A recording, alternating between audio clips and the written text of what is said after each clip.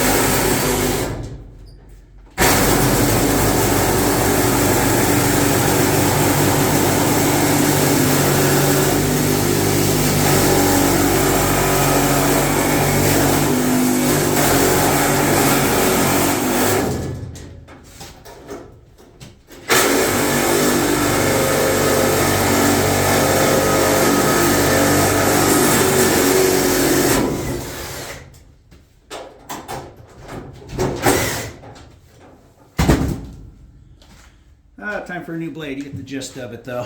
Whew.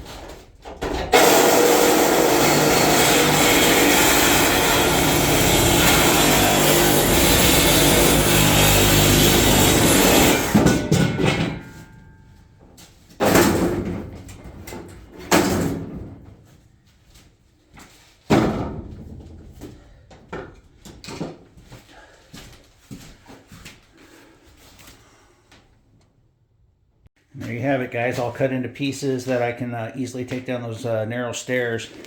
And then this little stand, I'll cut it into pieces too that are easy to carry. Like I said, I'll get this thing stripped down as much as I can, but that heat exchanger stays. It would kill you to try to get that down those stairs. So keep moving on.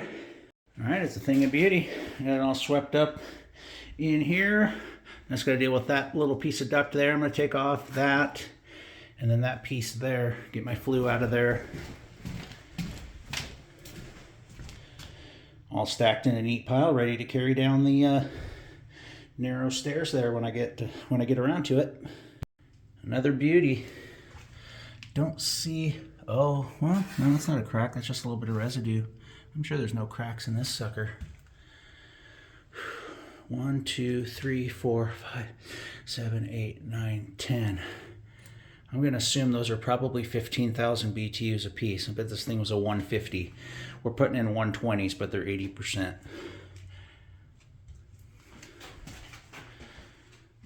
Beautiful. 1962. Took a little doing, but we got her pushed up against the wall there. Got my nice clean pallet there to work off of. I'm going to get the electrician's guts here pulled off and just leave him his wire and this conduit here.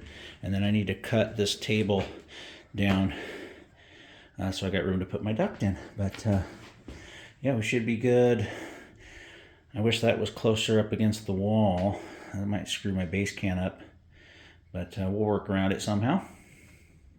Doubles is a nice place to keep all my tools here at nice hand reach. I like it. Chop, chop. All right, we got our transition on our return side here. Got her squared around on there. And then our supply side, we're gonna go ahead and get our squared around onto it. And keep moving on here. All right, we're looking good here on our supply side. I got that 90 on there. Just moving along. You guys saw this on the other side, but I figured I'd show you a little more in depth on this side. Most important thing is I got coffee here. Let's keep moving. He's staying right there. All right, we got our 2 elbows on there. It's so much nicer when you mastic tape these first. And I got my vent pipe prepped, ready to go. Had to cut it up like I did the other one. Reducer, 5-inch elbow. Start working on this. Get the furnace in here. All right, guys, time to run the gas pipe for this furnace. My electrician's on the other side running the electrical for me. I'm gonna go ahead and put a shorter nipple there. I'm gonna come over to a drip leg, proper drip leg. And we have to have a flex here in the Pacific Northwest, a gas flex for earthquake. And then we'll come up, put a nipple across here, out the cabinet, connect our flex right there. All right, guys, we are hooking some gas in here for the first furnace, getting out of my electrician's way, like I said. So a couple tips for you. When you have your gas just kind of free floating across here, I like to make a little bracket. I just made this one out of drive and then screwed it down with a 2-hole clamp. Kind of stabilizes everything. And then proper drip leg with a 4-inch nipple there per code around here. And then got my flex on there. And what I like to do, not supposed to rip the label off these, so I just take a little electrical tape and bind it up there. Makes it look cleaner. I'm gonna go ahead and do my piping inside the cabinet, low voltage, and then this guy will be pretty much done other than startup. But I have the gas off right now because I gotta mess with the gas on the other ones. So I don't know, startup will probably be on tomorrow or Saturday. All right, some more tips when connecting these furnaces. What you wanna do is always, when you're tightening up against these valves, is put a backer on there, or you could break something down here, just loosen something. You know, I got this all hard pipe. You gotta have hard pipe out of the cabinet. You can't have flex inside the cabinet, so flex is out here. Try to keep it as clean as I could. Like I said, this is a code requirement here in the Pacific Northwest, and I always use the high flow ones, even if it is a lower BTU furnace. But there's the finished product. I know it'd be nice if we could hard pipe it with a union like a lot of you guys do, but you can't do that here. Always have the valve before your drip leg and your flex. All right, guys, got my low voltage tied in. This one's pretty much complete other than startup. Pretty much ready to head out for the day. But just a quick tip, when you're running your low voltage, you know, run stuff nice and tight, strap it up real good, you know, make it look clean. Can't really see that very well.